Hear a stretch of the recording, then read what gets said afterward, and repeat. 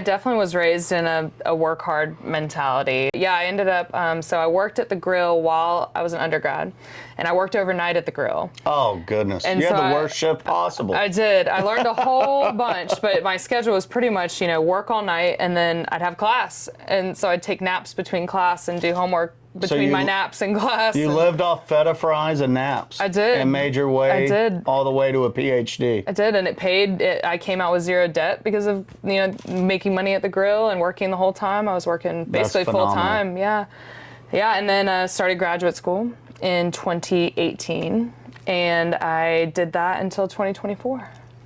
That is amazing. Yeah. Absolutely amazing. What advice would you give to somebody that is dropping classes because of work or because of this? And, a lot of it is, people will say it's generational. I think it's more individual, right? Absolutely. You're raised to work hard or you're just not, right?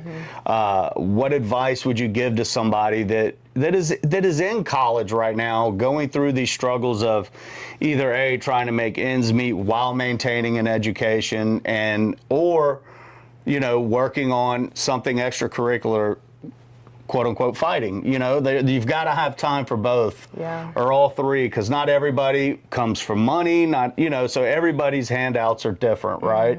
So what advice would you give to someone that is going through what you've already gone through and succeeded at, as far as what would you tell them if you had the opportunity? Yeah, I definitely was raised in a work hard mentality. Like we, middle class growing up, but worked for everything. And, so as far as advice, I think it's just keep showing up. That's what I say even for training now when people ask about how do you get into the level you're at?